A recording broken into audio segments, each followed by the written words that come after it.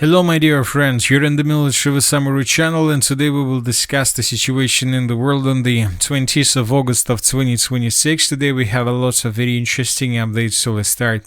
And first let's talk about the conflict on the territory of Ukraine, where during the previous 24 hours the Russians carried out one of the biggest attacks on the capital of Ukraine, the city of Kyiv. Lots of missiles, lots of drones, lots of explosions were recorded, and the Russians were attacking mainly military facilities and the logistics of the city of Kyiv. So let's discuss everything in details once again. We have already discussed the situation during the previous update, but during the day we received additional updates, and now we know for sure what exactly the Russians were attacking. The Russians, to attack the city of Kyiv, were using ballistic missiles, hypersonic missiles, cruise missiles, and so on. And there are at least three known places that the Russians were attacking through the eastern parts of the Kyiv agglomeration. First of all, during the night, the Russians attacked the city of Boryspil, more precisely the logistics infrastructure around the settlement. The Russians attacked a village by the name of Martusovka. More precisely, the Russians attacked this warehouse, and as a result of attack, this warehouse was completely wiped out. This is probably one of the first videos that were published from this area. Here we can see civilians were filming a black smoke over these facilities as a result of attack. This territory was completely reduced to ruins. This is another video. A fire broke out at warehouses in Boryspil, Kyiv region after a missile and drone strike by the Russian armed forces. And this is the final video that was published from this area. Not the final one, but this is the third video that was published from this area. Here we can see a vehicle moving in the direction of this warehouse. From this angle we can see that some facilities on the territory of these warehouses were damaged or even destroyed.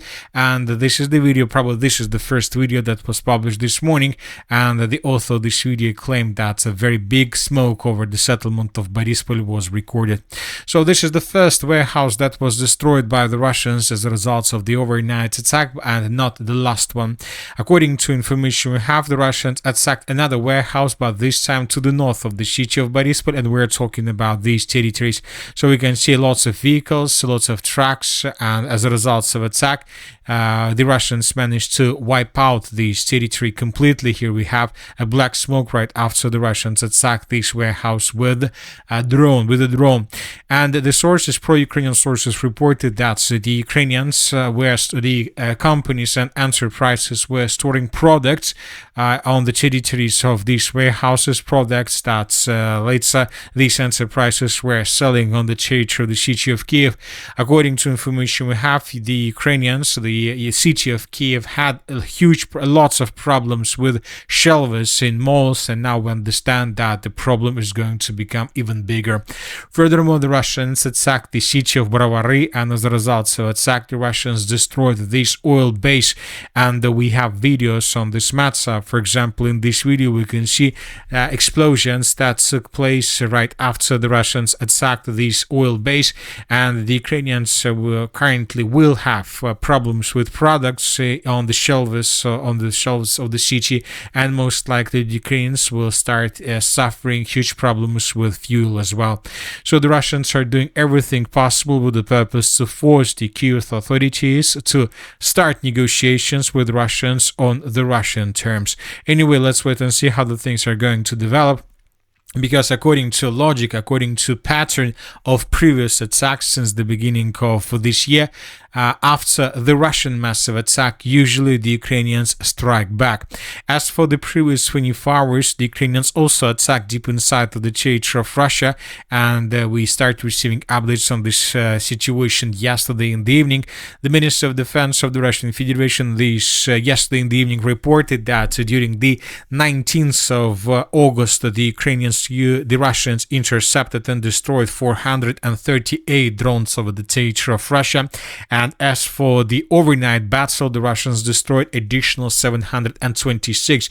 So the Ukrainians during the previous 24 hours used more than 1,100 of drones to attack the territory of Russia, and we see no results.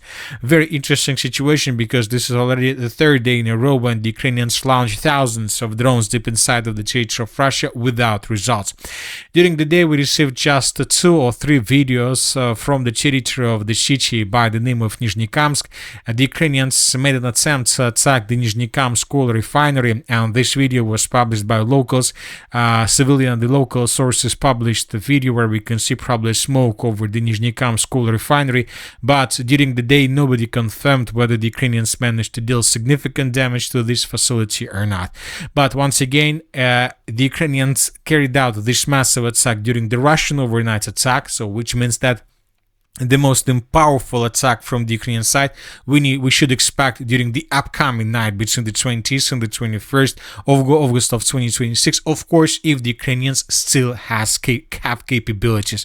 One thing is clear, that the Russians have capabilities to carry out another massive attack during the upcoming night. The question is whether the Ukrainians have the same capabilities, because according to sources, according to information we have, during the previous night between the 19th and the 20th of August of 2026, the Russians used just 20 ballistic missiles of Iskander type, which means that the Russians still have a potential to carry out another attack, and the Russians may use dozens of missiles during the upcoming night between the 20th and the 21st of August of 2026, and so which means that let's wait and see how the things are going to develop. Now let's move further and let's discuss the situation on the ground. During the previous 24 hours, lots of important changes on the ground were recorded. As for the Zaporizhzhia direction, currently there are very heavy clashes in 3 directions. The first one is the western flank. The Russians managed to improve their positions according to different sources. Currently, according to pro-Russian sources, the clashes are taking place for this dense network of the fortifications. The Ukrainians are trying to stop the Russians. Currently, the clashes are taking place for the settlement of Orechov. We still haven't received confirmation that the Russians indeed managed to establish complete control over the settlement of Mala Takmachka. We are waiting for a video with flags, and the Russians improve their positions, continue offensive operation through the northeastern flank of the Orechov agglomeration, but as you can see, without significant changes. Now let's move further and let's talk about the Dobropillia direction. During the previous 24 hours, additional changes on the ground have been recorded. The Russians, according to the Minister of Defense of the Russian Federation, have improved their positions significantly in the area of the settlement of Matiasheve. This video was published by the Minister of Defense of the Russian Federation, and here we can see how exactly the clashes for the settlement of Matiasheve were taking place.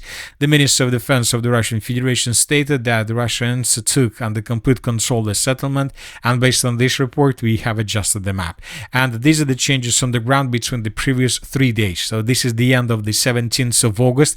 During the 18th of August, the Russians reported that they captured the settlement of Krasnopodolye. During the 19th of August of 2026, the Russians reported that they improved their positions in the area of Vadianske, and during the 20th of August, the Russians reported about complete control over the settlement of Matiasheve. So 3 villages were taken by Russians during the previous 3 days, and we see that the Russians continue advancing further. And now the most decisive battle for this area began, because now the Russians most likely have already begun assault operation on the villages of Dobropillia and Novohryshyne, and if Russians take these villages under complete control, the Russians would be able to establish a strong foothold to the south of the settlement of Dobropillia, and from these positions the Russians most likely would be able to outflank the settlement of Dobropillia and the main citadel of the city from the west. And if it happens, we can say we can start talking about the end of the battle for the city of Dobropillia without chances for the armed forces of Ukraine to restore control over the territory. Now let's move further and let's talk about the settlement of Druzhkivka. During the previous 24 hours, we also received a lot of changes in the ground. First of all, I would like to point your attention that another video was published from the area of the settlement of Novonikolaevka, and in this video we can see episodes with Russian soldiers moving along streets and roads in this area. This is another confirmation of Russian control over the territory. Furthermore, the Russians, according to the Minister of Defense of the Russian Federation, established complete control over the settlement of Mykolaipillia. And this video was published by pro-Russian sources, and in this video we can see at least 3 Russian flags that were raised through the settlement, and all these flags were geolocated. Based on this video, based on the report published by the Minister of Defense of the Russian Federation, the map in this area has been adjusted, and these are the changes on the ground between the dates. This is the end of the 18th, this is the end of the 20th of August of 2026. So we have cut the pocket to the south of the settlement of Dobropillia, and we see that the Russians continue maintaining the lines between the settlements of Konstantinovka, Nikolaipillia and Petrivka. Now the Russians most likely, during the next 2-3 weeks, the Russians most likely would be able to answer the Druzhkivka agglomeration from at least one of the directions, either from the southwestern or southeastern or the central, and then the battle for the city will begin. As for the Slavyansk-Kramatorsk direction, during the previous 24 hours, we received small changes around the settlement of Mykolaipillia, and these are the changes on the ground. Furthermore, pro-Russian and pro-Ukrainian sources reported that another sabotage and reconnaissance group managed to answer the settlement of Mykolaipillia, especially around the Slavyansk power station, and to improve their positions. We see that almost every single week we receive a report about another sabotage and reconnaissance group entering the settlement of Mykolaipillia, and based on the number of successful infiltrations from the Russian side, we can say that during the next 2 or 3 weeks the settlement of Mykolaipillia would fall in Russia's hands. As for the city of Slavyansk and Kramatorsk, during the previous 24 hours, the Russians continued attacking and destroying the infrastructure of both cities, infrastructure that the Ukrainians could use for their military purposes. The city of Slavyansk, the Russians destroyed a mall or shop in the western parts of the settlement. This is not the first facility that was destroyed by Russians since the beginning of the battle for the city of Slavyansk. At least 3 facilities, 3 buildings were wiped out by Russians. Furthermore, the Russians attacked and destroyed a facility in the central part of the settlement of Kramatorsk. Here we have a building that was completely reduced to ruins as a result of the Russian attack. The Russians continue offensive, and the situation for the contingent of the armed forces of Ukraine to this area continue deteriorating. So let's wait and see how the things are going to develop, and let's wait and see how the things are going to develop this upcoming night, because both the Russians and the Ukrainians probably have capabilities to attack each other using thousands or hundreds of drones. And that's it for today. The Military with Summary channel reminds you to weaken the many violence in the world. Thank you for your watching. Subscribe to my channel, put your likes, join my Patreon, and have a good day. Bye bye.